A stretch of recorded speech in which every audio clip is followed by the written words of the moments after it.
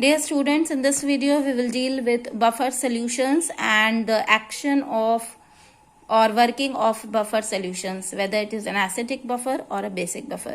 तो पहले let's try to understand what is a buffer solution.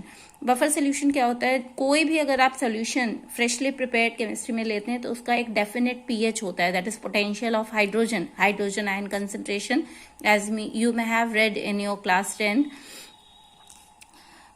Generally solutions जो है अगर आप बहुत लंबे समय तक रखते हैं या उसमें कुछ एसिड और बेस मिला देते हैं तो उनका पीएच वैल्यू चेंज हो जाता है.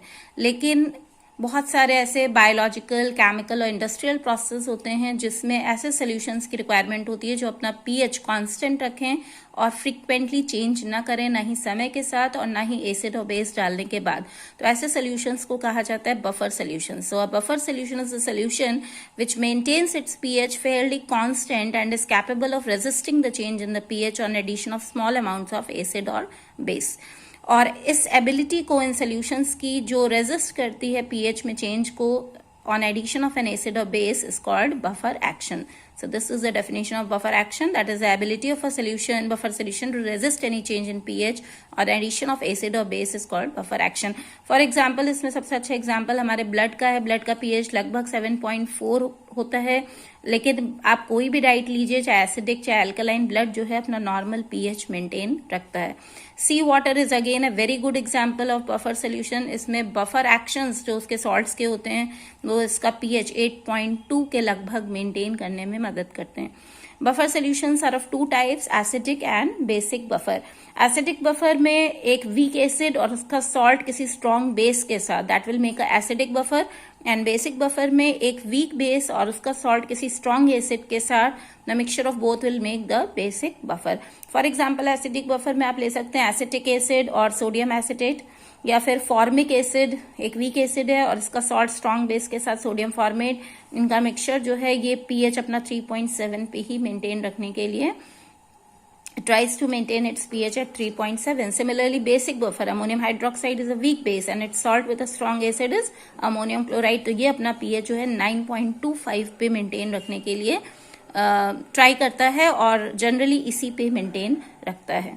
Now we will discuss about the buffer working of these buffer solutions, कि कैसे ये बफर सोल्यूशंस अपना पीएच मेंटेन रखते हैं. One by one we will deal both with acidic and basic buffer.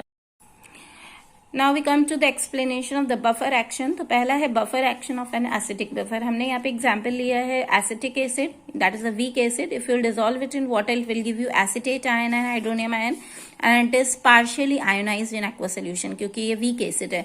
और इसका सॉल्ट स्ट्रॉन्ग एसिड के साथ क्या है, सोडियम एसिटेट. अब क्योंकि ये स्ट्रॉन्ग इलेक्ट्रोलाइट है तो ये जो है फुल्ली डिसोशिएट करेगा एसिटेट और सोडियम आयंस में.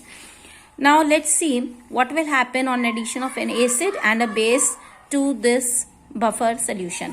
Suppose we add HCl. अब HCl जब आप ऐड करेंगे तो HCl क्योंकि एसिड है तो हाइड्रोनियम आयन रिलीज होगा और एसिटेट आयन जो है ये बफर सोल्यूशन से हमने लिया है.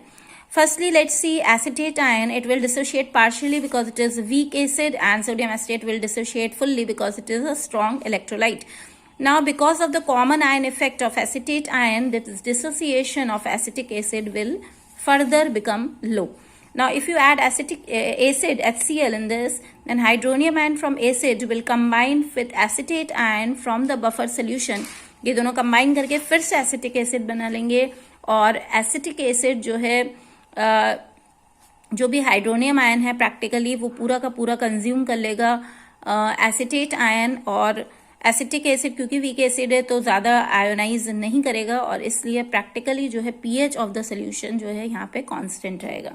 अगर आप इसमें बेस ऐड करते हैं तो बेस से आपको मिलेगा OH नेगेटिव आयन और ये हाइड्रोनियम आयन जो यहाँ पे हमारे बफर सोल्यूशन से आया है इसके साथ कंबाइन करके ये न्यूट्रल वाटर मॉलिक्यूल्स बना देगा. तो आप कह सकते हैं कि जितने भी OH नेगेटिव आयन्स हैं बेस से वो ट्रैप हो जाएंगे हाइड्रोनियम आयन से. हाइड्रोनियम आयन को ट्रैप करके न्यूट्रल वाटर मॉलिक्यूल्स बना लेगा और practically there will be again no change in the pH of the solution. तो आप दोनों चीजें डालेंगे तो कोई चेंज इसमें नहीं होगा. तो ये है buffer action of acidic buffer. अब इसी तरीके से बेसिक बफर पे आते हैं. बेसिक बफर में हमने लिया एक वीक बेस जो आयोनाइज होगा partially into ammonium and hydroxyl ion and a salt of its salt with a strong acid that is HCl, that is ammonium chloride, ये फुल्ली डिसोशिएट होगा अमोनियम और chloride ion में. Again due to common ion effect dissociation of ammonium hydroxide will be less, ये बहुत कम dissociate होगा. अब देखते हैं इसमें एसिड और बेस डालने से क्या होगा. अगर आप इसमें बेस डालेंगे तो बेस से OH नेगेटिव आयन आएगा और ये कंबाइन करेगा अमोनियम आयन जो बफर सोल्यूशन से हमने लिया है और ये आप बनाएगा ammonium hydroxide.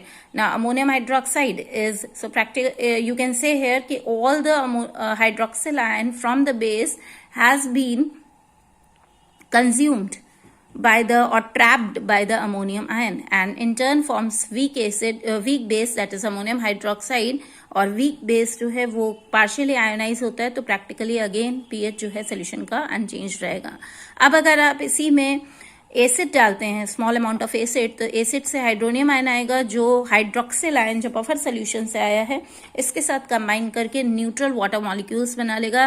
And you can say in other words that all the hydronium ions from the acid are trapped by hydroxyl ions to form the unionized water molecules, and therefore the removal of hydroxyl ions from the solution causes ammonium hydroxide to ionize to compensate till the loss of hydronium ions is compensated. ये week है लेकिन ये तब तक ionise करेगा जब तक कि हाइड्रोक्सिल आयंस का जो लॉस है यहाँ से वो कॉम्पनसेट नहीं हो जाता है, तब तक ये आयोनाइज करेगा.